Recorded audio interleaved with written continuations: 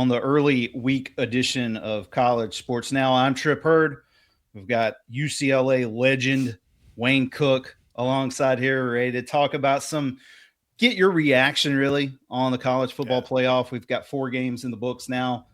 We do want to mention our guy, Stephen Hartzell. He's out. You're not going to believe this, all the listeners out there. He's on vacation again. He took his family to, I think they're in the French Alps or something like that on a ski trip right now.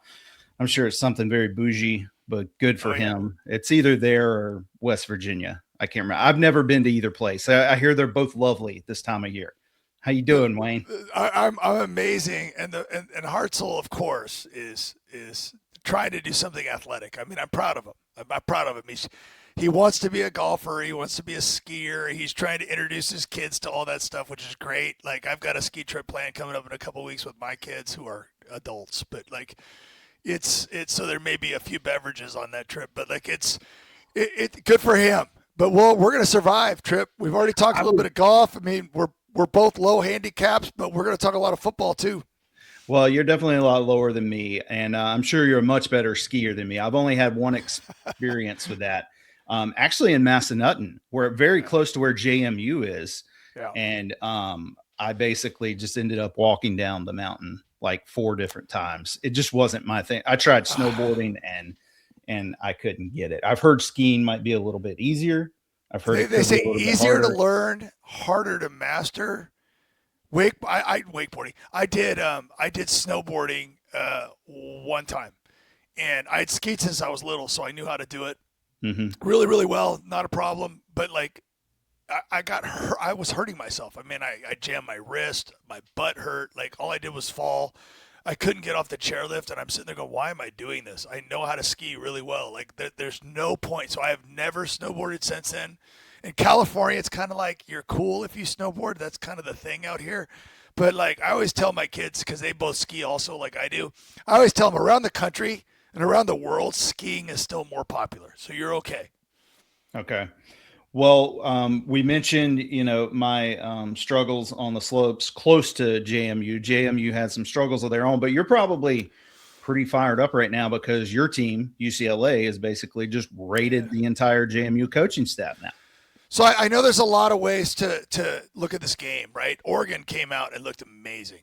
Like, Oregon came out and really, really looked like Dante Moore was on fire. There was some receivers that were wide open. But then they kind of slowed down, and JMU ended up, which was I was happy about, because they had talked a lot about the amount of money spent on Oregon and the amount of 4 and 5 stars on Oregon compared to like none of those on JMU, and the discrepancies. And yet JMU went out and won the second half. Now, I know people listening are going, yeah, but Oregon was playing, maybe some of their backups. Well, Dante Moore played pretty much the whole game. I mean, they still had their athletes in the game, at least some of them. And JMU fought. I think they had over 500 yards of offense. 509. And I'm seeing it now that, like, well, listen, if you don't, like, Wayne Knight is an undersized running back, but he's kind of one of those smaller, stocky running backs. He's really good. I was just impressed. I was impressed with the way they kept fighting. I mean, I think we all expected Oregon to win. I know we're going to get into this later, that, like, how do we rethink, like, a lot of the talking heads for the big networks, whether it's Fox and Joel Klatt or some of the ESPN guys, or like whoever they're affiliated. Like, I get it that they're unhappy about this, but there's a lot of smart people out there that have been posting. Someone did something really funny that I was reading this morning about, a whole bunch of big name college football teams, and just showing that they blow out each other too. Like, sometimes, like Tennessee last year in the playoffs. Exactly. And so, like, the point is like, I every single time we've had a playoff, I mean, I remember the years where, like, even when it was a 4-team, the semifinals were terrible. Like, well, it is what it is. It's football. And sometimes in football, things get out of hand early. I mean, you remember what happened to Oregon last year. They went into Ohio State, and that game was over before the first quarter was over. It was over. Yeah. It was such, and Oregon is one of those teams that spends a lot of money and gets a lot of recognition. So, they did fine. Tulane did fine. I mean, I didn't expect them to win. That's why those point spreads were high. But, like, for everybody that's grumpy, we've got some really good games coming up. Like, they're done now, and now we're going to – and 2 of the 4 games ended up being pretty darn good also. So it was good. I'm real happy though because I think that JMU staff proved that they could do a heck of a job. They proved that they're even though they were a staff. And by the way, how stupid is it, Trip, that we have so many coaches, and again, my team's going to benefit from this. So many coaches that are like almost like lame duck coaches. Like it's like 1 foot in, 1 foot out. 1 foot in, 1 foot out. I'm watching these games like it's Ole Miss, and I was happy for Ole Miss. I want those players to actually succeed now because the way that Lane left them. I think the idea that Tulane's coaches and JMU's coaches are hanging around to finish the job. Even Oregon, you're watching Oregon, and both their coordinators are gone. So it's just like, please, college football, we need to figure out, because I have no idea who to tell this to. I don't know who's in charge. I don't know who makes the decisions. I don't know other than maybe the presidents of the university. Like, I don't even know. I don't even know if I wanted to call someone and say, hey, can we like maybe think about fixing, when coaches can leave? Can we maybe talk about like rules for poaching players? Can we remember when Michigan, before this last problem with their coach, remember they just cheated not that long ago? Did they get punished for that? I don't think so. It doesn't feel like they did. They could have still made the playoffs this year. Like, what are we doing if we don't have any rules? And I know there's a ton of people out there that think that this whole thing is just a free for all, and that like, oh, good for the players, good for the players, good for the players. I'm like, I don't know, man. If your kids get everything they want when they're kids, do you think there's a chance they could become spoiled and kind of a mess? Like, I mean, like having rules, I think would benefit everybody, and I don't feel like we have any right now. But I just totally went off on my first tangent of the day. But like, it's just weird that there's so many coaches like not involved in these teams that actually made the playoff. Like, and it just kills me. I just heard. I also read today that a couple of the players on Oregon, and they're still playing, and I'm sure this has happened other places, are already entering the portal. Like during the, they're already declaring they're going to leave. And I'm like, well, what if a couple of guys get hurt and they have to play? Like, do you want to put them in? Sure. Yeah, no, I think I got a little bit of hate mail a few weeks back when I brought up the point that the whole NIL thing, it's not like I'm anti guys getting paid, but you are giving a significant amount of money to basically the dumbest group of people on the planet, which those are college-aged males. Yeah. And I know that just because I've been one of those before. And you've got you're probably at like peak stupidity in high school, but you've got your parents that you're living with to kind of keep you inside the rails. And then you get to college and you don't have anybody to check you anymore. And it's not, again, I'm not totally like anti NIL. It's just the thing has kind of gotten out of control. Don't think it was rolled out that great. It seems like we should have, if we had real leadership in college football, maybe we could plan some of this stuff out better than just to let's have it be the Wild West just because we're upset that coaches can bounce from one place to another without any penalty. And not that that's right either. Like two things can be true at the same time. So it's just kind of a frustrating time. Well, and you're not the only one, Trip. Like we're listening to coaches say the same thing. We're hearing ADs say the same thing. And every time that happens, the mob on social media says, well, everybody else is getting rich. I've said this all along because you said two things can be right. Coaches' salaries are out of control. We have coaches re-signing because of the fear that they might leave, and they're making more money. It's like contracts don't matter at all anymore. There's always a buyout. There's always a renegotiation. There's always this, because as long as someone's willing to pay the buyout, like it's like, why do we even bother to have contracts? Why aren't we signing contracts to multi-year deals with players?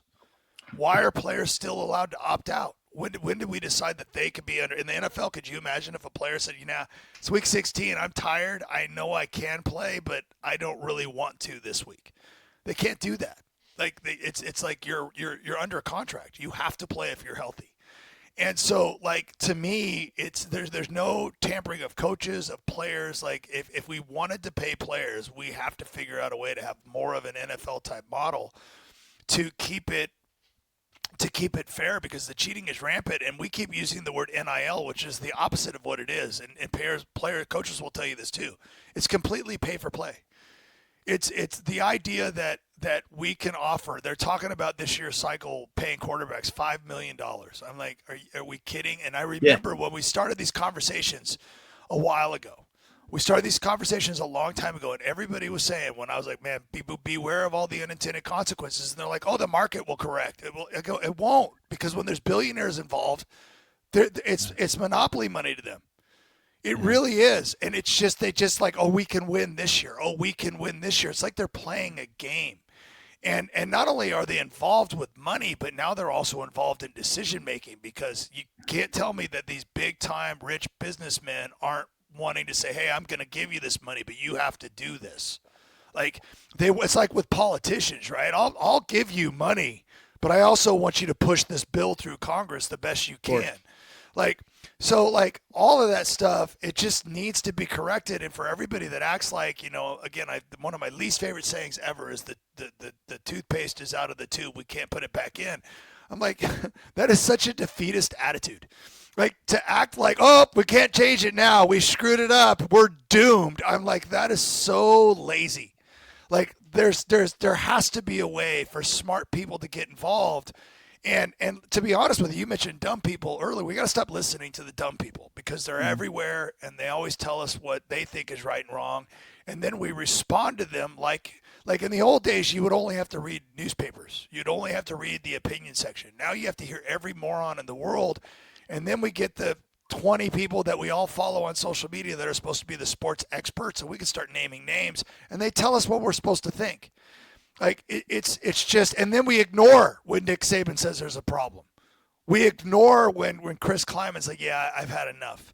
We ignore when some of these things are happening, and we act like, I don't know. I mean, it's just insanity. So can I think this is a perfect opportunity for me to bring something up that I really wanted to bring up, Trip, because last time you and I were on a show together was with Michael Felder, and I love Michael Felder, but we brought up something about like athletes like using the sport, and I didn't really know how to respond to it. I'm like, yeah, if you take advantage of your opportunity in college and you use the academics, and one of the biggest things that's misunderstood is people act like college athletes haven't been paid forever, because they have. Scholarships have earned me a lot of money in my lifetime because of the job I have and everything else I've done since football, and that scholarship has made me a lot of money over my lifetime. So when we act like that's not a big deal, and by the way, when people talk about generational wealth, how about we start talking about generational education? There's so many studies that have shown that educated parents tend to have educated kids as well, and their kids are way more likely to go to college and all that stuff. So if you really want to change your family dynamics, start with the education. So this is all stuff I feel strongly about. But I didn't know if I was wording it right last week. And so one of my good buddies, Eric Green, who played in a College World Series for Fresno State back in the 90s and is a good friend of mine. He listens to the show all the time. He said, man, he goes, that's so backwards. He goes, the game is bigger than you. And I started thinking about the university is too. Like, we have so many kids that aren't playing for their university anymore. They're not playing for their teammates. They're playing for me. It's like, what can I get next? Players are going in and asking for money mid-season now. They're walking and say, hey, I had a good game. I want more money. Like, we've reached a point where there's so much selfishness. And I think the point, and again, Eric, I apologize, I'm not going to word this nearly as well as you did, but when you look at it, it's almost like religion, right? Because in religion, it's God first. We hear all these athletes, I want to thank God, my Lord and Savior. Like, thank you, God. I wouldn't be here if it wasn't for God. God comes first. You're like, listen, I'm going to live my life this way, okay? And if you kind of think about it in sports, if you realize that football is bigger than you, you're going to come and go, and there's going to be other athletes, and that's all the fans of that school they love football, they love the school, they're going to cheer for that school. But if you give everything you've got to the game, you're not take, you're giving. Those are the people that end up being great. They're the coach. When the coach talks about that gym rat that's always in first and leaves last, every single coach will tell you about those kids. If you ask, like, who's that kid that you just loved having on your team? And they're the people that do nothing but give. give, give, give, give, give. And a lot of times those people end up being the most successful. It's like I tell my students, like if you're in school just to get a grade, whatever. A lot of you can jump through the hoops and get a grade. But if you're actually here to learn and get better, that's when you have and yeah, the grade takes care of itself. Just like if you're concerned with being great right now when you get paid, the money will take care of itself. Now, for before people get mad at me, I'm not saying that you have to be stupid about the money. I'm not saying that you have to that you should if you're worth something compared to what everybody else is getting. I'm not saying you should just take less and be a nice person. That's fine. But the mercenary status of a lot of these athletes is out of control. It really is. So I don't know. I just really wanted to say that I gave everything I had when I played football. Everything I had when I played sports. I gave my knees. I gave my shoulders. I gave my elbow. I gave my chin every time I got it split open. And I wouldn't change anything, but because I gave, what's really cool here, and this ties into the religious stuff too, I got stuff back in return that I think my life was changed because of the sport I played. I wouldn't be broadcasting if it wasn't for that. I wouldn't be, by the way, for over 20 years, I wouldn't probably be, I'm a teacher, and every time I walk into a classroom, my kids know who I am. They know I have a Wikipedia page. They know, it gives me instant credibility. My wife I met when I was a quarterback at UCLA. There's so many things that have all you guys at CSN I met because of UCLA. It's been a great, marriage doing the show. I've been doing it longer than anybody. All of this stuff, all the radio stuff I do, everything I get to do, it's all been because I gave. I didn't ask for anything in return. I gave everything I had to football. And then some of these gifts that I got from it, the way I raised my kids, the way I teach, all of these things come from my football background. And so I just thought it was really cool when he said that. And I think that we need more people in the sport to realize that the sport is so great. We love football in America. It's bigger than they are. And the great ones are the ones that are constantly putting in the work and giving back. I just thought that was a really cool way to look at it. I understand now why you were blowing me up at 4 a.m. your time, wanting to do a show today. You had something to get off your chest. And I think that was really well said, honestly. And I've got a lot of things that I jotted down here. I promise we're going to get back to Damn Oregon. We'll recap each game and we'll kind of set up the next step for the winner of each game too. But so just to hit on a few of the things, complete void of leadership in college football right now. Can we agree on that? Yeah, absolutely. Because nobody knows who it is. Yep. It's like the TV companies are just running the sport. Yeah. And it concerns me a little bit. I agree. And when you talk about all the stuff you gave to the game, I know with me, all roads lead to Tallahassee.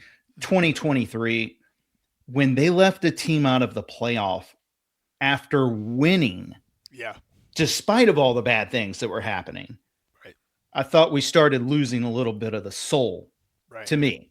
And I'm not going to go, we don't have to talk any more Florida State today.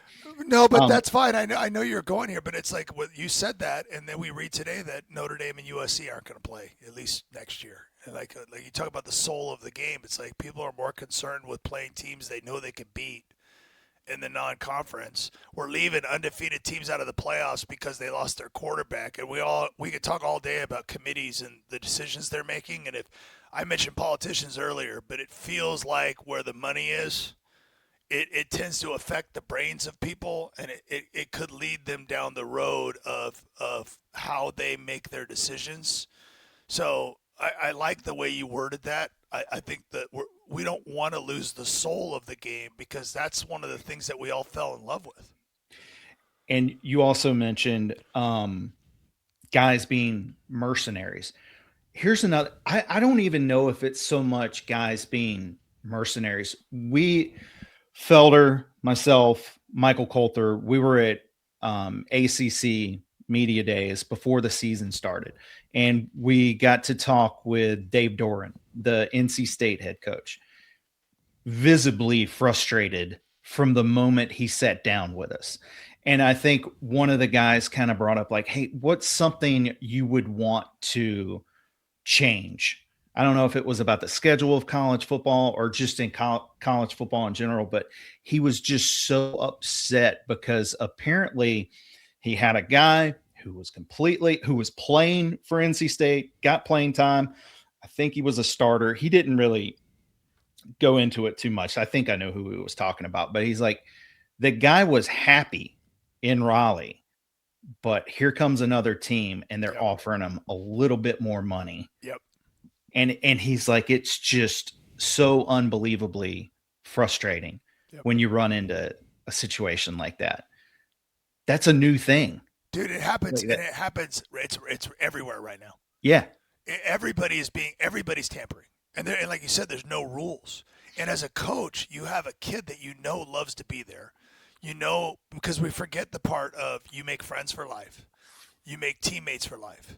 You see people 20, 30 years down the road, and you're like, yeah, like we're gonna watch a game of whatever our team is, and now these guys bounce around so much. It's like, what alumni week do they go back to? What homecoming game do they go back to? Like, it's weird. And then you said, like, right now you have people that are happy and learning, and you're trying to build a program, to build a good football team, which is hard to do. And you have players, even if it's like when you take an 18, 19, 20-year-old and you say, I'm going to give you $75,000 here to be my left guard, which to me, again, as a college student, I would have been like, wow, that's amazing. And then another place is like, yeah, well, we can give you 125. Yeah. Like, you're going to start thinking about it. You're like, well, that's $50,000 more. Right. That's really hard for an 18, 19-year-old to not go. Like, even me, like, I love teaching where I'm at right now, but if you offered me another $50,000 to do the same job somewhere else with similar circumstances, I might be like, yeah, I probably want to take that. So, like, it's different because it's not necessarily a team, but, like, I don't know what I don't know. I just think the money is so, like in my school, I teach the gold rush. Well, most people that went to the gold rush didn't make any money. As a matter of fact, even the ones that found gold usually gambled it away or spent it on prostitutes in the saloons. Like, you know what I mean? Yeah. It was like what, you know, so the idea is if we're always chasing this stuff, there's some analogies to made there though. Like, do you think these kids are taking weekend vacations to Vegas, or do you think they're maybe I mean, I know we used to spend the money we didn't have on. Right? I mean, the cheapest beer we could find. I mean, there might have been some entertainment when there were some recruits in town. There might have been something. There was things that were being done. Now imagine that being done with guys that are millionaires, driving around in really fancy cars and stuff like that. So we've gotten to the point to where, like, I always joke around, Trip, and I know you have a couple more things on your list, but, like, when has money ever caused problems? When has greed ever caused problems? I mean, like, forever, right? It's like it's always been right there. So you're right. That's a great example of a coach going, how the heck am I supposed to build a program? Have you thought at all about, does like a salary cap change that at all? I think it does. I remember a few years ago they had the house settlement or whatever it was where they were talking about $20.5 million per team, and it never really happened. Do you cap it per player? Like, players can only get I think the idea was that the school would get a certain. So this is my opinion. I think the school should only be spending money that they get from the TV contracts or their own revenue. I don't think it should come from boosters.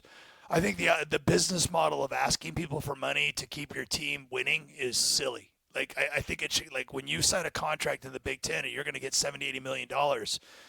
You need to put aside some of that money to pay your employees, to pay your athletes. And you decide how to structure that. Because remember, this was happening. It was like every school was supposed to have $22 or $21 million. And, yeah, that was for all sports. But most schools were going to allot most of that to, like, football and basketball. And then they were going to kind of go from there. And it would be each school would probably be able to decide how they spend that money on their own. Now, even if they did that, would we go back to the old days where the boosters cheated anyway and they found ways to pay people under the table and all that stuff? They would, but at least we would know that was a crime. and we would know that we'd be able to punish people for breaking the rules. Like I don't know if I like you go back to SMU and what was going on there, or Yeah, the death even penalty. USC in the early 2000s. Like when you get caught cheating, you get caught cheating, you get in trouble. Believe it or not, when Pete Carroll was at USC and they got in trouble, it hurt their football program. They have never Yeah, been back to that level again, right. ever. And it doesn't mean they can't. It's been long enough now to where they should be fine if they find the right people. But at least there was a punishment for the crime. That's why I brought up Michigan earlier. Like I don't know what the crime is. I don't even know what the punishment is. Maybe your coach has to sit out a few games. They do that now, and that doesn't really do anything.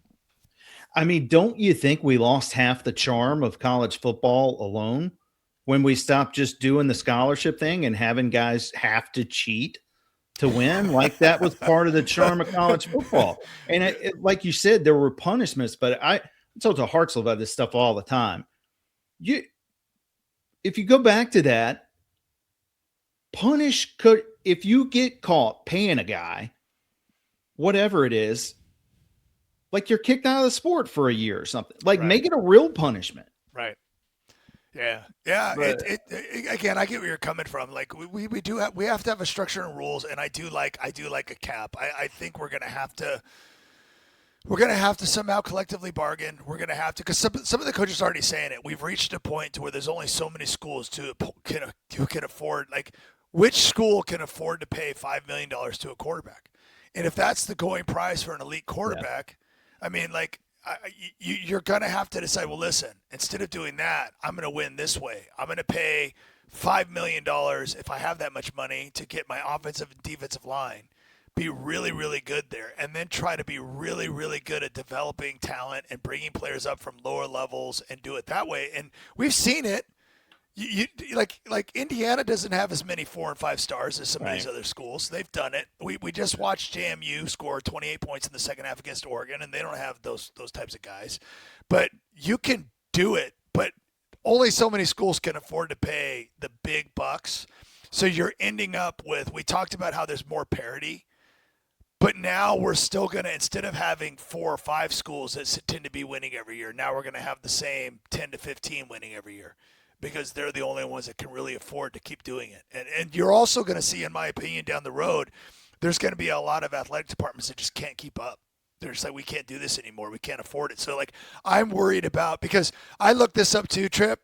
Most schools run a deficit in their athletic departments. Like most, like Yeah. like almost all of them. So the people that act like this is somehow a successful business model, it's not.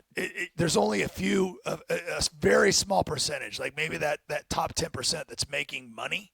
And Most that's just people, football. It's less than that in basketball. I mean, it's less than exactly. And 10%. so it's to me, it's just unsustainable. And I don't know. I'll ask you this: do you think it would be a thing for for Congress to get involved? Do you think that's something that might to have legislation passed that so that there can't be so many lawsuits and all that stuff every time someone feels like they're getting screwed? I don't know if that's a good idea. I don't know if Yeah, we should ever make sports that important. important. Sometimes I think that's Right. part of the problem. We've made it way too important. As much as I love it, it's probably just way too important.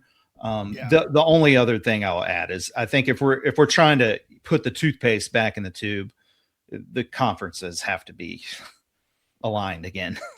Like this doesn't make any sense, and this is completely a product of the TV TV. networks. Yeah. That's why we've got 20 teams in the SEC, ACC, and Yeah. all that stuff. Let's go back to Oregon because I've still Yep. got stuff I want to ask you about, and I'm not going to squeeze it in there. We can. I do want to finish up on the whole Oregon thing because we talked about Dante Moore possibly being the number one overall guy in the NFL draft. I don't think he did anything to change anyone's mind in that game, but it got out of hand. I don't know if this next game is going to get out of hand like that. It's a 1.5 point spread, which I'm a little surprised about. They'll be Right. taking on Texas Tech in the Orange Bowl. Here's another thing I hate about new college football. The Orange Bowl kicks at noon. Orange Bowl doesn't get played at noon. I've never heard of the Orange Bowl getting played at noon. Right. But anyways, uh, Oregon, a 1.5 point favorite. What do you think Dante Moore? You've seen him up close in person. This is a real Texas Tech defense he's going to have to face. Yeah, elite, right? I mean, we're talking about, yeah. I mean, they're the. I think Texas 3 overall, like in defense. This is top 5 defense. I do like the fact that that Oregon is balanced. I think that one of the things that I'm blown away with in these playoffs trip is like watching Alabama and Oklahoma and going, how are these two teams in the hundreds in rushing offense? Like, it hurts my head. I'm like, this is Alabama. This is Alabama and Oklahoma. Some of the best running backs I've ever seen have come from those schools, and they can't run the freaking football, which is why no chance, in my opinion, of those two teams winning a national championship. I just don't think they can do it the way they run the ball. I don't see it at all. Oregon's a little bit more, they're about 13th in the nation around. I'm using CBS's numbers, and then on defense, they're 8th overall. So Oregon's kind of shown that they have balance. And to ask your question about Dante Moore, I just think that's necessary. Like, I use the Alabama example because I've liked Ty Simpson all year, but the one thing I've learned is that when he has time and he can really use his solid fundamentals, he looks really good. But when you get in his business a little bit, he gets kind of shaky, in my opinion. He doesn't look as comfortable when he has to throw in tight spaces. When the pocket gets skinny and he has to throw in a phone booth. Dante Moore, I watched him in high school before he came to UCLA, and I was blown away with, I'm like, okay, this guy's got a ton of talent. He can throw every ball. Like, he knows how to throw a touch. He throws a good deep ball. He can throw a nice seam route. He can rip it if he has to. Although if you really watch Dante Moore, he hardly ever throws a really hard throw. He's very, very smooth in the way he throws. But yet at the same time, in the modern era of being able to throw in all these different arm slots that everybody geeks out about, like, oh my God, he just threw it sidearm. That's the greatest thing I've ever seen. Quarterbacks in my day could throw it sidearm too. We just weren't taught to do that. Like, most of us played baseball. Most of us could do that. We just slid our feet when we threw. Now guys duck down sideways and just throw around people instead of just shuffling once to the right and making the same throw. But it looks cool, and I get that. Dante can do that. But when you watch Dante, you also see a ton of fundamentals that you like. He's got good feet. He moves well in the pocket. He's got good instincts. He's got enough mobility. I would argue, like, if you look at his body type, he's a little bit Mahomes-ish because he doesn't have, like, the longest legs, and he's not the fastest guy in the world, but he's sneaky quick. So he can move around enough to make plays. We'll see him run in a touchdown from time to time like we saw against JMU. Like, he can do all those things, but he also is fearless in the way he throws the ball. Like, I love, if you look at his like a lot of quarterbacks nowadays, you get done with the game and you're like, God, how did he throw so many times and only throw for 120 yards? Yeah. And it's like 3, 4, 5 yard completions. I think he was at 12 against JMU. He's not afraid to throw the ball downfield. They can be very, very explosive. But, and this is where it gets crazy, we're entering a point where I'm looking at overall defense of these teams, and it's like Ohio State's number 1, Miami 11, Oregon 8, Texas Tech 3, Alabama 13, Indiana 4, Ole Miss, outlier, 40, and then Georgia 12.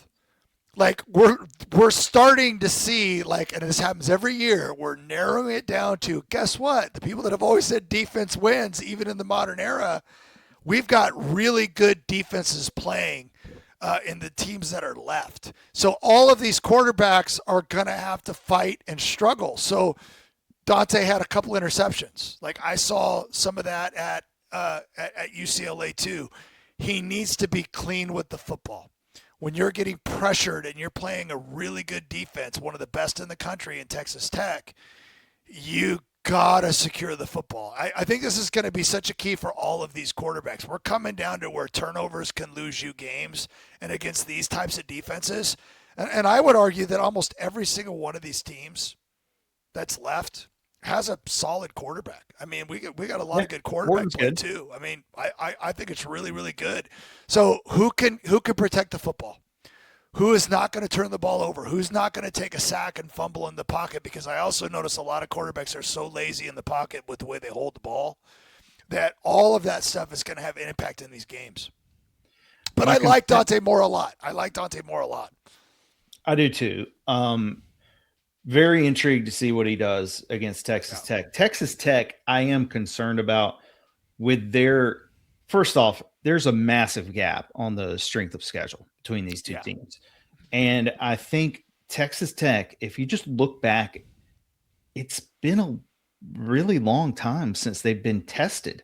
And they really haven't been tested since their lone loss where they were out without their quarterback at Arizona State. And Arizona State still had to, win that game right at the end. You haven't been in a close game since October 18th. Yeah. Like that's – so I worry a little bit about them handling the stage.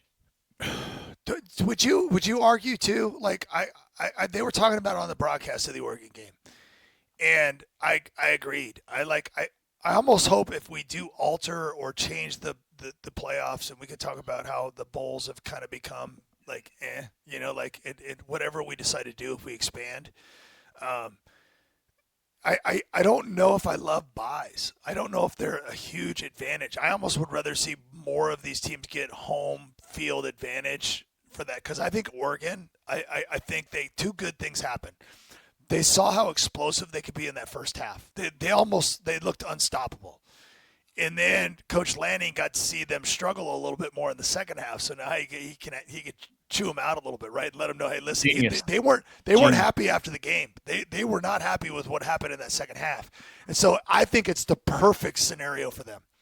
Texas Tech has not played in a while. And remember, this is a long break. It's not just a week now because they're not playing on Saturday. They're going all the way to the first. So I think for some of these teams that got the bye, they've been sitting for a while. Yeah. Practice is great, but at this time of year, anybody that's ever played football, practice sucks. You're done with practice. You want to play your games and keep going, because that's what's fun about the regular season. So, I don't know. I'm curious what you think about that, because I could be beneficial because you could get healthy, but you could also get rusty, and so I'm not sure. Well, Ohio State certainly, they didn't get the bye last year. It didn't hurt them at all. They were able to kind of keep it in gear. What was you talked about this on a couple of shows back. You like a 16 team format. Is that right? I did. And then Ryan Day talked about a 20 team, and then it hurt my head to try to figure out how that works out. Like, do you have to have buys? Like, I like playing games. This is what I was talking about. Like, I love the idea of having playing games, because then in that case, for all the people that are mad about JMU and Tulsa, like, the idea is that a playing game is different. It's not the playoffs yet. It's you're in a playing game, and instead of the conference championships, which I'm tired of listening, and I love that Kirby Smart squashes this talk, because to me, conference championships, like, you can't ever take away my Pac-10 championship. I'm not giving it back. I've got it, and I'll have it for the rest of my life, and I'm extremely proud of it. But because of the way we've changed college football, going to one of the better bowls, and again, when I looked this up, when I played, there was like 19 bowl games, something like that, and now there's like 40. Like, it's the numbers have gotten to where it's kind of out of control. Like, you don't even have to be a very good team to go to a bowl game. You used to have to be like top 25, like, to get into a bowl game. FSU got invited to one. Yeah, this year. Exactly. Right? They're trying to fill in the spots, right? And people are like, no, we don't want to do that. It's going to cost us money. But the idea is that if we do, because the bowl games have lost their, like, when I see, I forget who Michigan's playing. Is Michigan playing Washington? I forget what the game is. But when I see like a matchup of that magnitude in a bowl game, I historically would be like, I cannot wait to watch that bowl game. It should mean something, yeah. Now I don't even care. Like, so if we've gone down the road of not caring, let's make playing games like the thing, because it's you get in, or your season's over. you don't have to listen to people saying, is it really worth it? Like Indiana and Ohio State, do they really care because they're both going to get in anyway? It's like there's no, like, it's almost like we act like it doesn't matter. I know to the players it does. I know sometimes the media and everybody talking says these things, and we think we know. Like Kirby Smart said it really well. He goes like, "Listen, we want to win a national. When we play to win. Like we want to win a conference championship." So I get that, but Alabama and Georgia got in, and so did Indiana and Ohio State. They both got in. Why not make those games that you're playing for your life? You're playing to get into a bigger playoff, and then you expand those first round games because even though some of those games were duds, like how cool was Oklahoma, Alabama? Like this, just the environment. That was wild. How cool was Kyle Field? And even Oregon, it was awesome. That place. I'm sorry, I've been to Autzen. I've been to all these places actually. I've been to Oklahoma. I've been to Kyle Field. I've been on the field for these games, and I've been to Autzen many times. It's electric. More of that, please, because we've ruined. We've already got. I just said it earlier. SC and Notre Dame are not playing for the foreseeable future until they decide to figure that out. How many teams think about what happened to Notre Dame? Do you think they want to schedule those first two games they lost against what A&M and who are like? Well, do they want to schedule? They're already changing it. Yeah, they don't want to play those games, so we're going to lose that. Well, we have a bigger playoff. You have play-in games, and then you have the first round where all those games are in home, the team in these campus stadiums. I just think that brings us back to like there's some really big games in the postseason. Instead of a whole bunch of fluff, there's a bunch of games that really matter, and they're being held on campuses, not in some remote location where everybody has to travel. I love that. And then once you get past that first part, then you're back into like you play a game at the Rose Bowl, the Orange Bowl, whatever you want to do.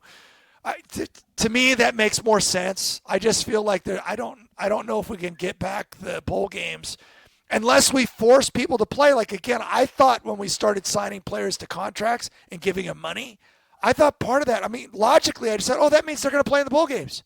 Nope. Yeah. Nope. They just gave the players all the power, and I don't know what the answer is. Yeah, poor planning, I think. And you could argue, like, do we even need a playoff every year? Can't we just wait till the end of the regular season and be like, okay, we've got 7 teams this year that are worthy of being a national champion. Let's just figure it out from here. Only reason why I'll argue with you on that is because you just mentioned it. These schools, no matter how hard we try, are never even going to, especially you mentioned the bigger conferences, right? When you have like 16, 18, 20 teams, whatever, in a conference. The discrepancy in schedule. Like, remember when we had Missouri ranked pretty high? Yeah. Look at their schedule. They only had 4 road games all year, and they didn't play one of those until like way into the season. It's like that may have been the case with A&M too. That's again, and you mentioned Texas Tech. Like, they're never gonna play. And I always get mad too. Well, their strength of schedule. Well, when we overhype certain teams going into the season, they kind of stay overhyped even when they lose. And so, like Tennessee, right? And so the idea is that we're looking at strength of schedule and who's played who, and that's not even real either, because of the way we in our brains have said, oh, they're an SEC team. That SEC team had an 11-1 A&M team that lost to. Remember, ACC was terrible this year, right? Well, Miami beat them. What does that say to the SEC? Like, this stuff hurts my head, which is why, going back to the last thing we talked about, that's why I like auto bids. And I even went as far as to say 4-4-3-3, and then we have some at-large bids after that. But that way, you know, if you're in the ACC, they've got to fix their tiebreaker, obviously, and figure that stuff out. But like, well, I don't like the whole auto bid thing because all the auto bids have the ACC getting 2 auto bids. I know that. And that's why I said 3. Yeah. So there's going to be a year, I promise you, where Florida State gets back. They will get back at some point. Right. Yeah. Miami will be good. And Clemson's going to be really good. Yeah. And if Notre Dame wasn't dumb and we didn't bend over backwards, and again, I've liked Notre Dame all year. I'm a huge Marcus Freeman fan. I like Notre Dame. I like Jeremiah Love. He was second for me in Heisman Trophy, and I think if they'd have ran him more, he could have moved up even further. Mm-hmm. I like Notre Dame. I hate that they're not in a conference. It bugs me. It bugs me that they've been guaranteed like the whole like if they're in the top 12 they get in. I don't like that. Can you imagine if Notre Dame joined and I know everybody says Big Ten, but if they join the SEC, I mean the ACC, and I know that there's a little problem there right now. They'd have to have some therapy and do that. But how often would Notre Dame probably win or be in the top three? And like think about those four Pretty teams often, yeah. historically. If you had Florida State, Miami, Notre Dame, and because one of those would have to get in that large bid, and Clemson, if you had those four teams fighting for a playoff spot every year, and three of them had auto bids, like I said, 4-4, 3-3, three had auto bids. I just think that, and yeah, what if you have a down year and only two of those teams are good, and you have to let in one team that's just okay? Who cares? There's blowouts every year in the playoff. Who cares? 4-4, 3-3, and then we're still have, what is that, 8, 9, 14, and you still have two auto bids left. Okay? So I don't know. I just think there's way to, by the way, with, and I don't, the group of five thing, I don't have the answer on. Ours is a group of six now. I don't even know what they call them now, but either way, I don't have the answer for that. I think they should have to be in the top whatever in the rankings. Well, there's going to be some kind of representation because it's simple. Like some of those Boise teams were good enough to play with the big guy. You know, they beat Remember Oklahoma. when they beat Oklahoma? That's right. Yeah. Okay. So, Oregon. Just to finish before you move on, I like auto bids because it brings back the non-conference. Like you're not afraid to lose. You're not afraid to have that first week where you play a big-time matchup that everybody gets excited about and can't wait to watch college football because we have 5 huge games. Because if you lose it, it doesn't matter because it matters overall if you're fighting for an at-large bid. And by the way, the number doesn't have to be 16. I don't care how much we expand to. And you can tinker with the auto bids and the numbers. That part's not – I'm not set in stone on those. Mm-hmm. You figure out which number you like. But – you could go 3-3, 2-2, and then have whatever after that. But I like the idea if a team finishes third and there's an automatic auto bid, they know they're in. Like it's almost like they played their conference schedule to get to that point. It just makes conference play so exciting, in my opinion. And we don't have a committee deciding that. Because let's be honest, if Texas and Notre Dame played Tulsa or JMU, who would be favored? No matter what matchup. If Texas and Notre Dame played JMU and Tulsa, it would be by at least a couple of touchdowns. Yeah. In both of those games, no matter how you match them up. So, like, I get that argument. I don't even disagree with it. But I still like the idea of – that's why I go back to the playing games, too, because then we could find out. Like, those teams would have to win to get in. Okay. Oregon, Texas Tech. Do you have a pick? Yeah, I do like Oregon. I love. I mean, I'm biased. I'll admit it. I like my old, Pac-12. Teams. It doesn't mean that I don't think Texas Tech is really good. Like I don't think this game to me. What's the line right now? It's like it's 1.5. Point, Oregon by 1.5. Yeah. I think that's exactly what it should be. I could see this game going either way. I think the fact that, and I'm going to keep coming back to this, Oregon being balanced. When you can run the football, you have Dante Moore, they can make explosive plays, and then you throw in that defense. Texas Tech's defense, awesome too, but I just think overall, Oregon's probably got a little bit more talent, and I do like Lanning as a coach quite a bit. I think he does a really good job. Probably the biggest game in Texas Tech history, I would think. Yeah, totally. All right.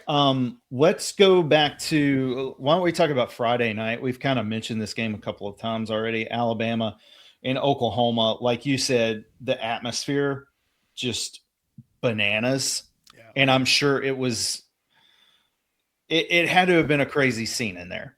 Up 17-zip with 7 minutes to go in the second quarter, and it just evaporates in the blink of an eye. I mean, I saw so many people on Twitter going just bashing Alabama, and those tweets didn't age very well.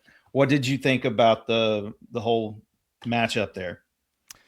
So I've played in games like this. I mean, I played against UCLA one year where we were up 17-0, and we kind of just like went, we're gonna win. Like we're kicking their butt. Like we can do whatever we want, and you kind of like your natural. And coaches know this, so you know they're like, especially when you have a coach like Brent Venables. He's like, you guys, we can't relax, but it's almost human nature sometimes. And then you obviously throw into the fact that things have to happen, right? For this sort of a turnaround, like there has to be strange things that go on in the game, right? Did it relax Alabama a little bit? Like you're It down might have. 17-0. Like what do what do we have to lose at this point? Let's Well, just. This is when I was watching it, and I was watching Ty Simpson, and I was like, ooh, he seems jumpy to me. Like, like, and listen, Oklahoma's defense is legit. Like, they're really good. Like, they get after it. Oh yeah. And it just was shaky. And then all of a sudden, you're right, probably. They're like, listen, we got nothing to lose. But what happens with momentum is you start getting back into the game, and it changed so fast. Whether it's a special teams play, whether it's a turnover, whether it's just you finally get an explosive play. Like, it's amazing how many football games I've watched where good old momentum switches really fast, and you could feel it, right? You could all of a sudden you could feel the energy in the stadium kind of leave a little bit, and then one team starts to press while the other team, Mateer looks so good. I mean, how many times did we hear the announcers talking about John Mateer looks like he did at the beginning of the year? Yeah. He's not wearing the tape on his thumb. He's healthy. Yeah. But then as that game progressed, it kind of was pretty much what he's been, and I'm not blaming it on him at all. But and then he played good enough. Yeah, he played good. But well, these games, there was two really good playoff games that could have gone either way. Mm-hmm. The other one, the wind probably won the game. And in this one, it was just momentum that won the game. I mean, it switched to Alabama, and then they just kind of took over. And I don't know how many. What was the total they scored? They scored a certain number of points in a row. I think it was like 28 or something like that straight. Something like that, because they got the pick six, and that was 17. 17 all. They go to halftime. They come out. They go right down the field, which had to have been like the confidence. That was the real momentum there. When they took the lead early in the third quarter, that would have been 24 unanswered. Right. They may have scored again. Yeah, they scored 27. It was 27-17 at one point, and they honestly just played mistake-free football in that second half. What's crazy about this is it's the exact opposite of the first game they played, where everybody who was on Alabama on Friday night was like, well, they outgained Oklahoma. Like, we talked about it, I think, on the last show. If you do this and this and this, and you've outgained your opponent by this many yards, you're going to win 90-something% of the time. Yeah. Well, Bama outgained them there in the first matchup. Sooners had a 100-yard edge in total yards, 18-12 first down edge. They were better than Alabama on third downs. Go on down the line. It felt like they outplayed Alabama. They just ended up losing by 10 points. Again, and the kicker, what a brutal ending for him. Brutal. I mean, like, that's like you look at, we had kicker issues in the other game too, right? The wind game. It was just like, man, you got to make those. But I'll say this about Alabama. I was happy for Kalen DeBoer because I really do think he's a hell of a coach. But, like, the idea that, like, you hear people on social media, I'm not talking about just regular people. I'm talking about people that cover college football. They're like, it doesn't feel like this is the Alabama teams that Saban coached. They just don't feel like they're as tough. But we have to remind ourselves that this Alabama team just beat an SEC team on the road that has one of the best defenses in the country in that environment. Again, if you've ever been to Oklahoma, it's an amazing environment. So it's a heck of a win. It's a very Alabama win.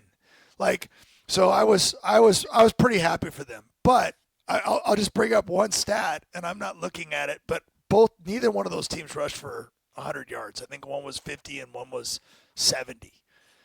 Like I can't get past that. I don't think you can win a national championship when you have that bad a rushing game. And that's not just because they played against each other.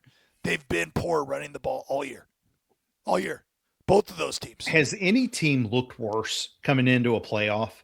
Like even going back to the 14 playoffs than Right. Alabama Right, looked right, right. coming into this game?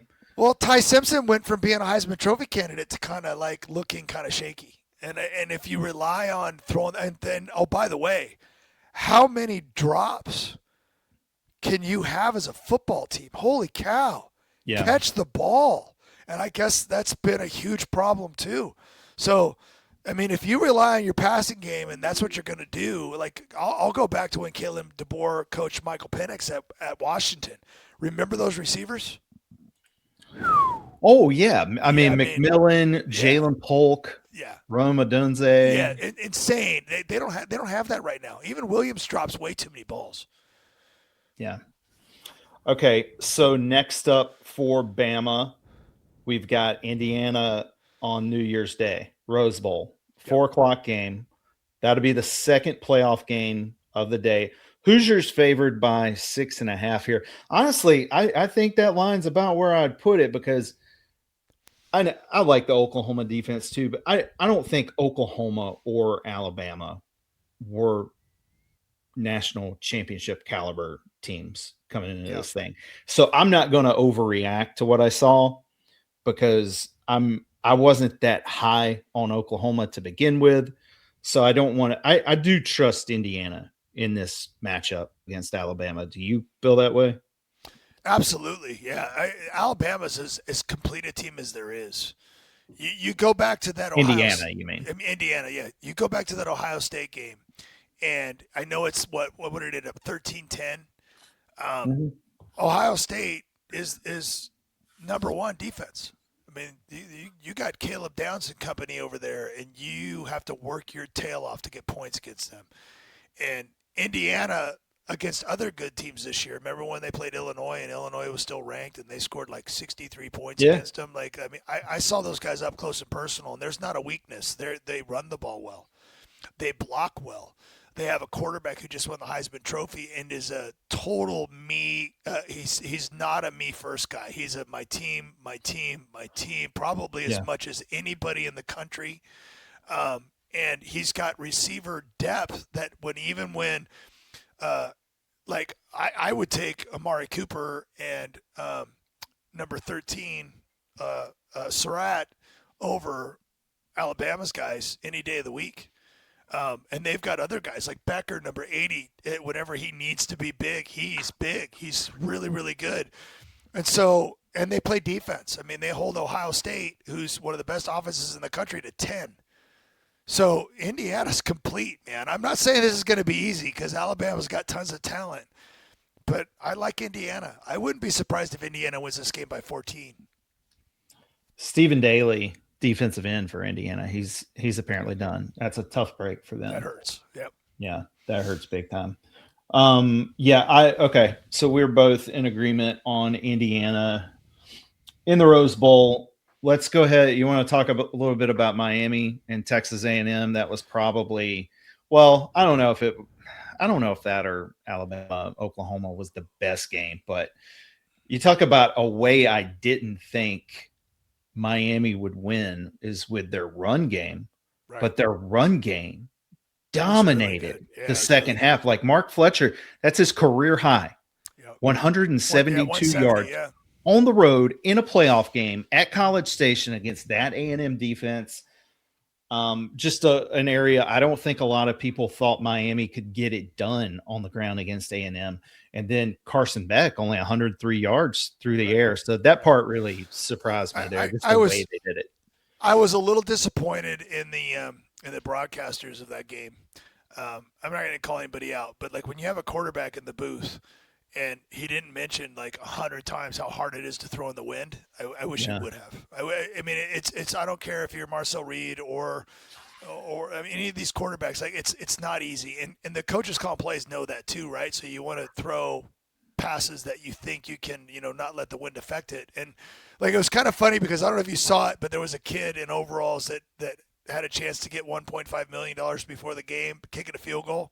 No, I didn't. And usually those people look so pathetic and bad. And this kid, like he said, I played soccer when I was young, and he had great form.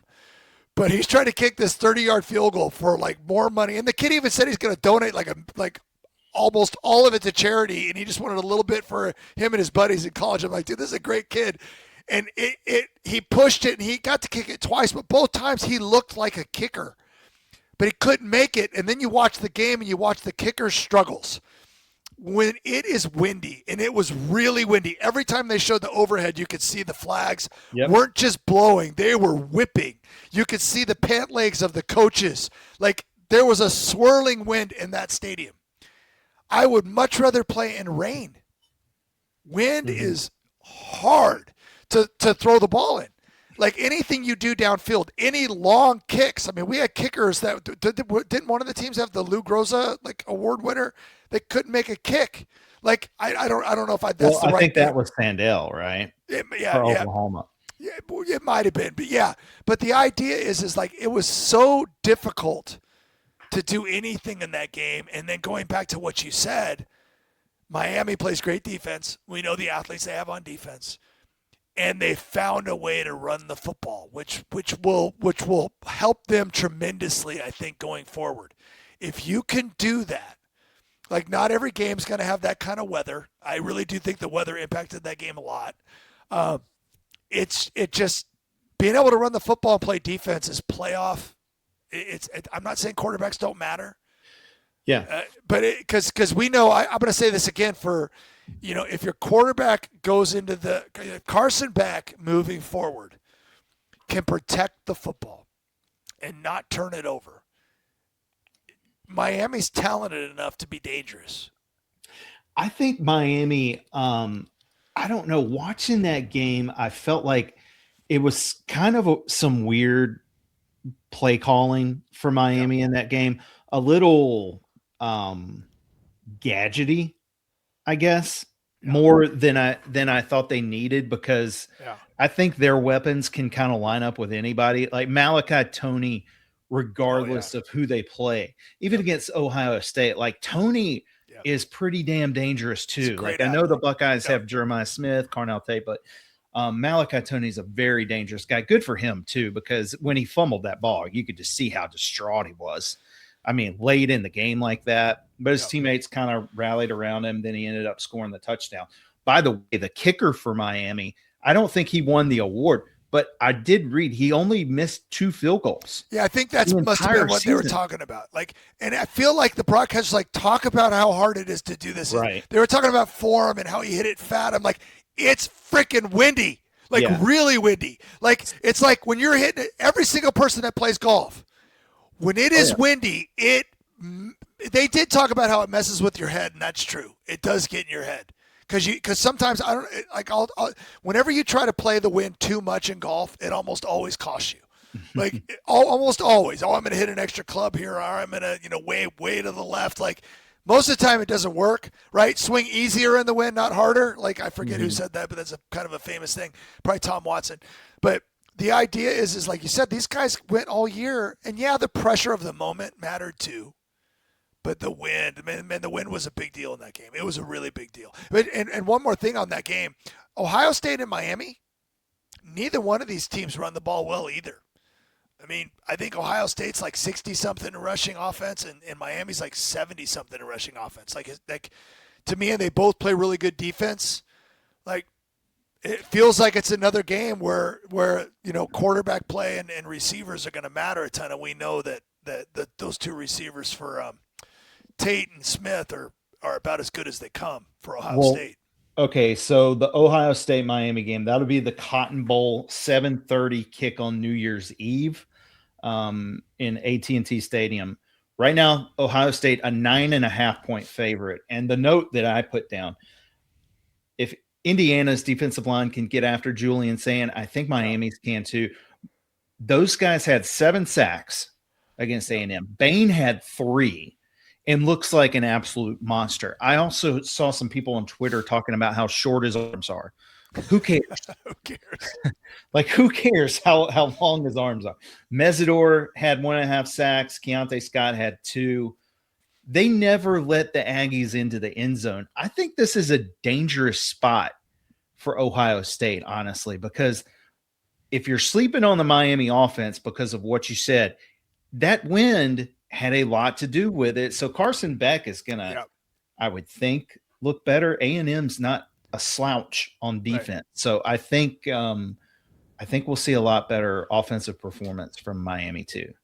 I think if I was if we're forcing ourselves to pick, I think I would pick Ohio State. I don't know if that number's like I think Miami covers. I expect this to be a really good game too. I think that the idea that I agree with you on Carson Beck. I think he has it in him to be really good in this game. But I don't know if you saw it, but a few weeks back, one of the coaches on College Game Day was breaking down how Ohio State uses Caleb Downs, who again I think he's been one of the best players in the country for a while now, and you got to know where he is, and you've got to keep an eye on him, and so Beck's going to have to play clean. I also love what you said about because Julian Saint's been a guy I've been very high on all year. Mm-hmm. He ended up being 3 in my Heisman ballot because I wanted Jeremiah Love at 2. But I like Saint a lot. And when those 2 receivers on the outside are healthy, when Tate and Smith are healthy, they're ridiculously dangerous. But you just nailed it. If Miami is as good as they can be at harassing quarterbacks, like Sand doesn't complete, around 80% of his passes all year if he doesn't have a clean pocket a lot. I have seen him have the ability, though. He's extremely accurate, and he can complete passes to guys that look covered, which I am extremely impressed with. But I think this is a really good game. Like I could see Miami.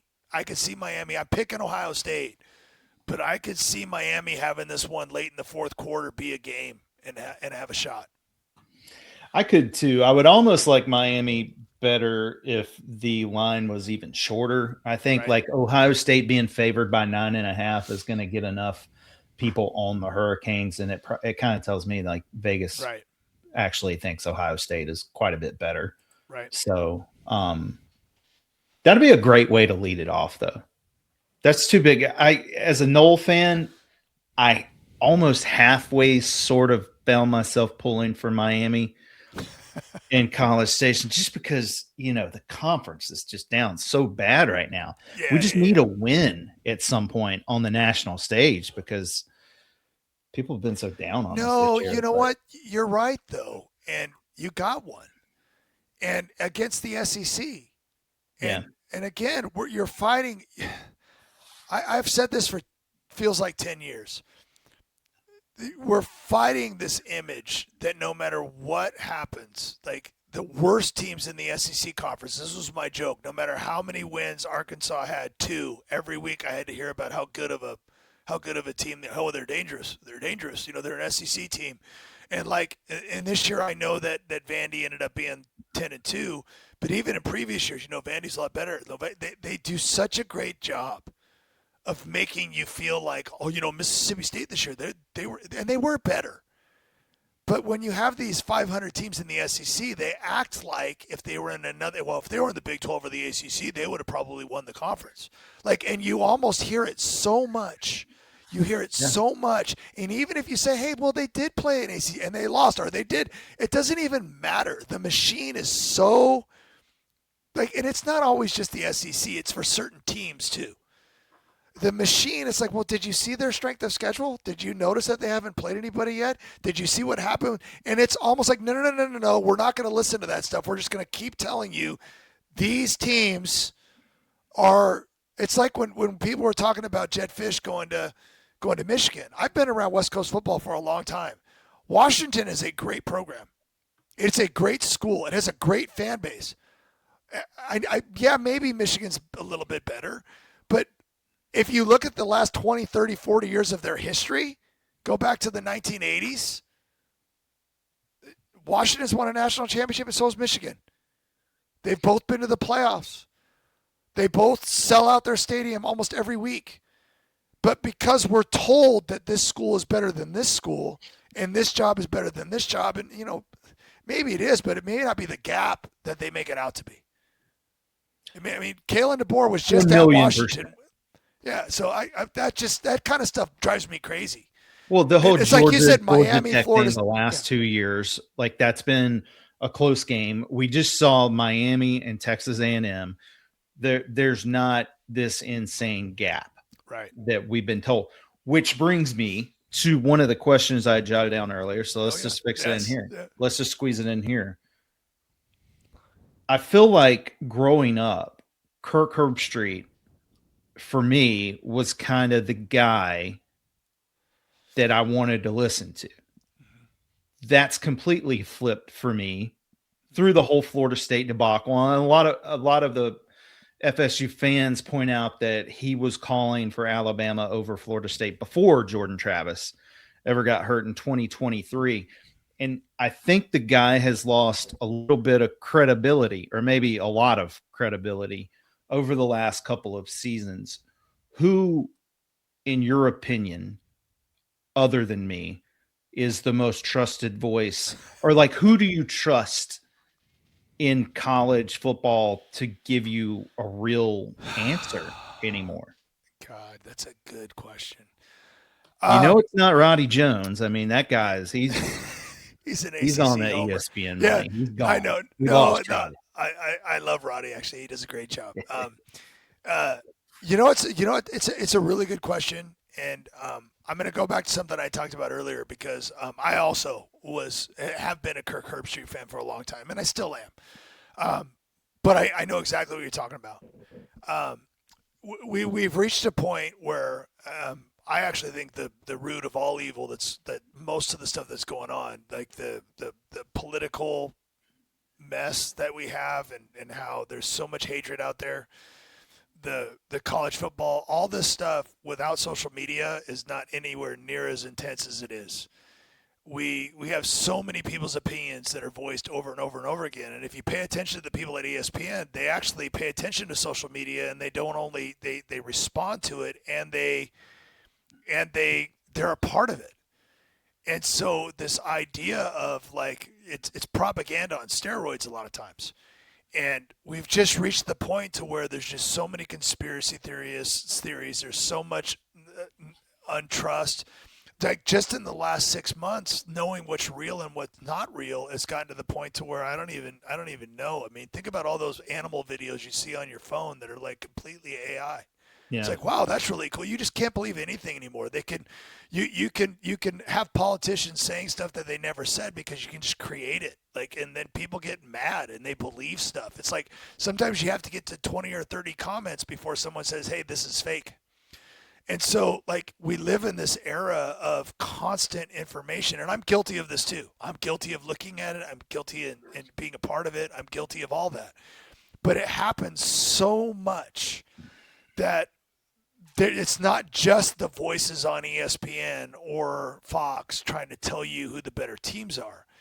It's 8, million people that are just pushing. Like every single time someone talks about what we talked about at the beginning of the show about fixing college football, there's 800 people that I feel like are living vicariously through these athletes. Like, no, they deserve the money. Who cares about college football? They deserve the money.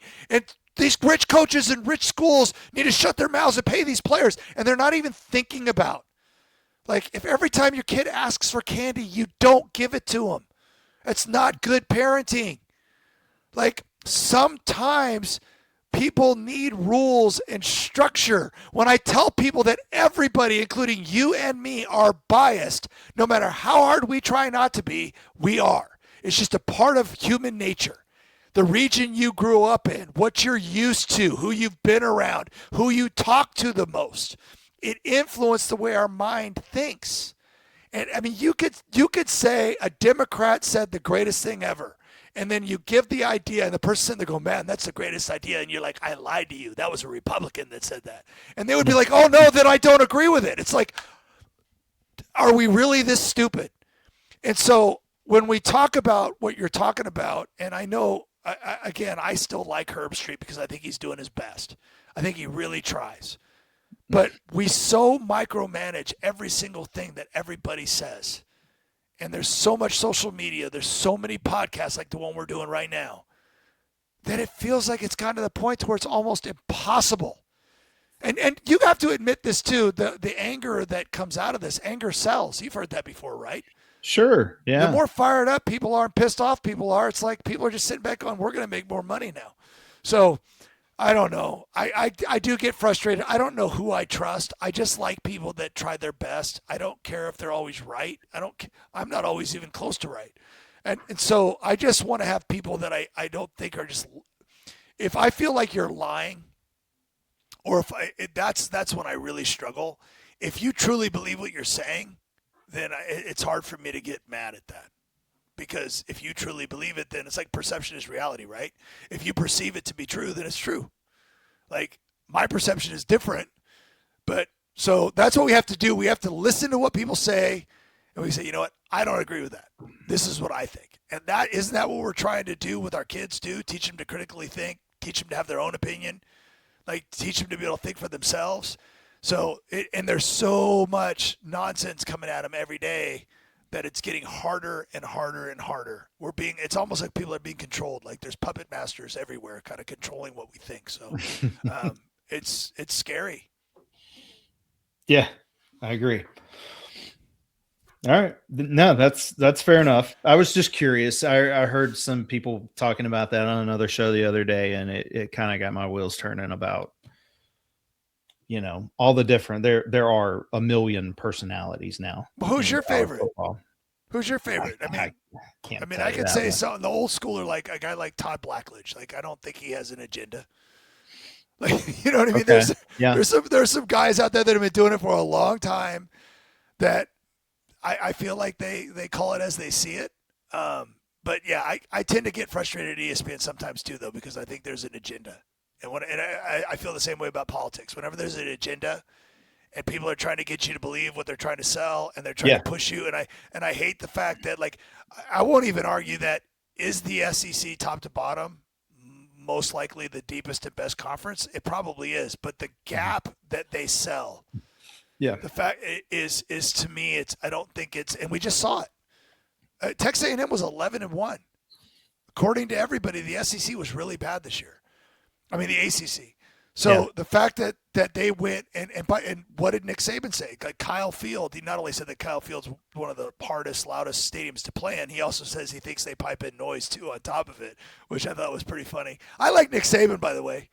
I actually really like Nick Saban on College Game Day. I think she does a really, really good job. I think obviously he leans towards the SEC, but I really do like him though. I like listening to what he has to say. I think he's funny.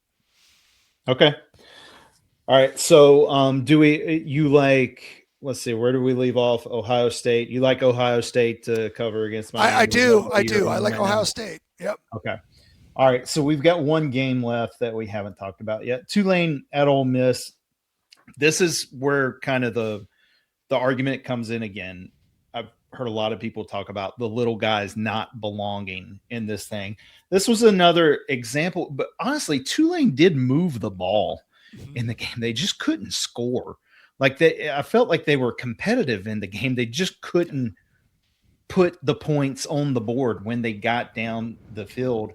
I don't know. I still think we have to have some kind of representation from the group of 5 or 6 or whatever it is, even though I kind of get it that they don't have a realistic shot. Like, even if one of these teams pulls an upset one year, do they have a realistic shot at winning the whole thing?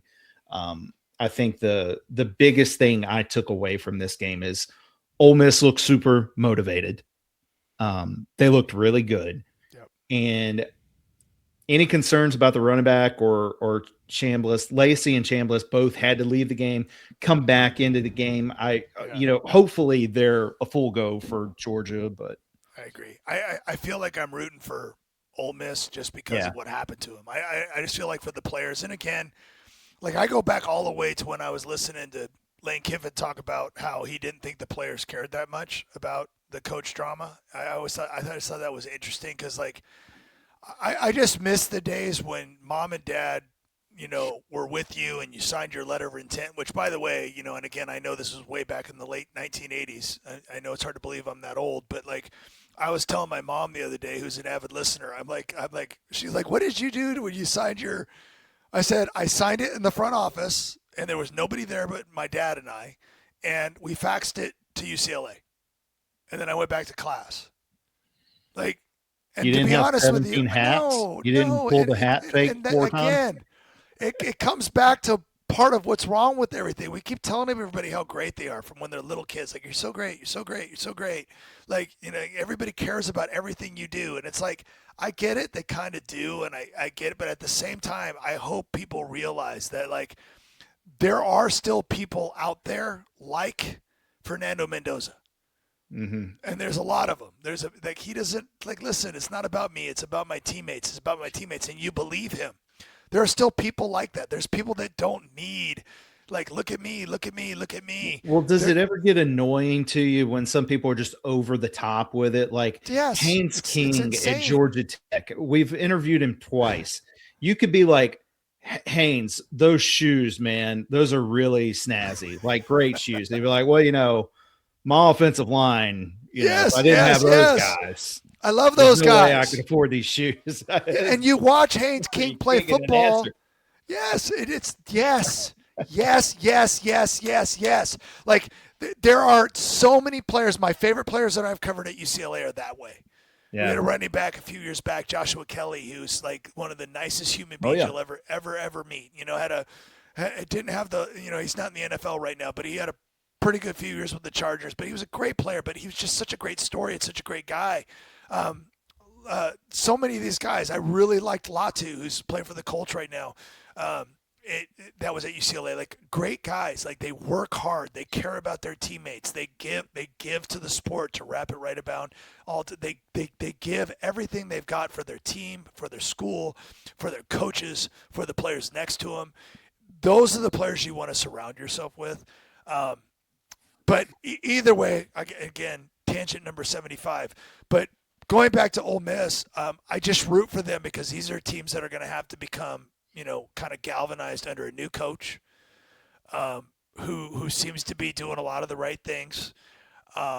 They have a quarterback that I probably didn't start talking about till too far into the season. Trinidad Chambliss, who I really like. Like, he's good. He's great. Throws a good ball. He can move. He's a really, really good player. You hope those guys are healthy that you pointed out. Ole Miss, though, is one of those teams that I look at the numbers and they're like kind of middle of the road. They're a solid rushing team. I think they have a good quarterback. Their defense is okay. The problem is, and when I say okay, they're top 50. Georgia, to me, is that team that is like my old school example, and I feel like Indiana's this way too. Although Indiana's been good all year, Georgia was not as good as they are now at the beginning of the year. So if there's a coach out there in the modern era of NIL, of transfer portal, of all this stuff going on, where it's really hard to be a coach that like can be real aggressive in the way they coach, that can call you out when you're not doing something right, that doesn't seem afraid that you're going to come in and say, hey, coach, you can't talk to me like that. I'm transferring. I feel like Kirby Smart coaches the same way he coached before all this. Sure. And so I think he can because he's got a great thing going at Georgia. But it feels like, and I started noticing this in the second half of the year, it wasn't like Georgia's a juggernaut. It's not like they're like this unbeatable team. Right. But if they're in a game in the fourth quarter, I'm betting everything on Georgia. I feel like every game I watch the second half of the season, if they were in a tight game, they're going to win. They're just going to find a way to win. And I think that's why I have to pick Georgia here. I just think, offenses are fairly equal, in my opinion. Georgia's defense is better, and I just think the idea that they've got Kirby Smart on the sidelines and the way he coaches these guys, I think he'll have him up for the game. And I think if it comes down to the end, I would probably say Georgia's going to be the team that makes the most plays in the fourth quarter. I agree with you. I would probably pick Georgia too, but you did mention, and this was a great game the first time around. Yeah. Georgia won by 8 in Athens, and I really thought from that point on Georgia was kind of peaking and hitting their stride. However, the Georgia Tech game Yeah. whatever they were peaking, they kind of took a step backwards. And That's then true. Yeah. in the Alabama game, they won so convincingly in that game, but I didn't think the offense looked all that great against Alabama, to be honest with you. So I don't know if they've kind of regressed or what, but I too I feel really good for the Ole Miss fans with them getting 12 wins and getting a playoff win without Kirby. But is this the game or without Lane? But is this the game where you kind of need Lane? Like So you're probably going to be able to get by Tulane without Lane Kiffin. I just wonder. I even wrote this down. Like, does Golding need to like just go challenge Kirby to a boxing match or something like that? Because Lane was trying to play games, poking fun at his weight or whatever before the first game. I thought that was hilarious. So I yeah, think Golding should come out and be like, "I want to fight the guy." that's funny. I think about this a lot. How many times have we seen coaches like at Michigan, for example, suspended, and the team keeps winning? See a lot at Like, Michigan. yeah, I know. Head coaches to me are more about like they're like the CEOs of the program. You hire really good coaches. I mean, most of what's going on with the offense and defense is the coordinators. The fact that Ole Miss gets to still have the coordinators matters. Um, I think head coaches, yeah, they make decisions, but for the most part, people have charts to make those decisions. And in the modern era, like if you're on the other side of the 40, and maybe not quite in field goal range, I mean, going for it on fourth down is a very common thing now. It's like be aggressive, be aggressive, be aggressive. So, yeah, there's moments where it matters a ton, but this team was still coached by Lane Kiffin all year, and by this part of the year, they know how to play football. And if they have their coordinators there, I probably think, and this is going to sound terrible, I think we make more of a big deal about game day head coaches than we probably should. I actually think the way they run their program, the way they recruit, the way they hire assistant coaches, the way they set the tone and how you're supposed to practice. I think on game days, it's, yeah, when do we call timeouts and stuff like that? But, like, there's people that could, I even think good head coaches should always have a person in there saying, hey, we're going to call timeout right here. Because when things get crazy, you want to have that voice in your head that's helping you. Like, all right, hey, coach, are we going to go for 2 if we score here on first down, right?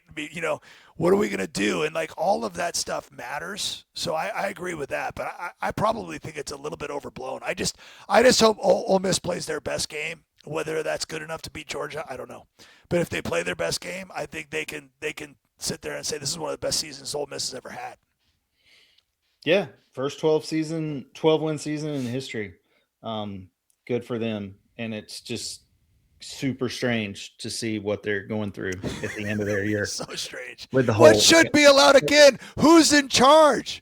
Like, right. Where are the adults in the room? Like, who's in charge that's allowing this stuff to happen?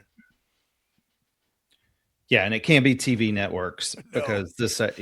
We okay. we have 2 more hours on that conversation, but we won't. All right. That's all. That's all I've got, Wayne. We've hit all the games. We've talked about the next 4 games. I'm sure we're probably going to talk again, maybe before New Year's. I'm not sure. Yes. We'll see whenever Hartzell gets back from his 17th vacation. He said he's coming back on the 24th. I've got Rose Bowl pregame show on the 1st. I can't wait. That's going to be fun. Alabama, Indiana. And then, are you at the game? Yeah, we do every year. Great. It's really cool. We get to do we don't always go in though, and I know that sounds weird, but like we do a 3-hour pregame out in the parking lot, and it's so much fun. And so when Alabama's there, it's really fun too because the fans can be. Like the crazy guy that walked up to us and just stared at us like from about a foot away and just goes, "Roll Tide." Like, I'm like, oh God, dude, you guys are crazy. I thought the guy was like a serial killer. I mean, if there's one game that I wish I could go back in time and just take the money, whatever it was to go to, it would have been FSU Auburn Rose Bowl 2013. That would probably be the one. There's been some good ones, man. I was at the Baker Mayfield Oklahoma game when they blew it. It was Georgia, Oklahoma. I think that was a good one. There's been some really good ones. All right, that's the show. That's your college football playoff preview, recap, whatever you want to call it. We'll be back at some point, hopefully later this week. We'll try to get Roddy Jones, maybe Michael Felder in the mix. But for now, appreciate you guys listening, and we'll talk to you next time.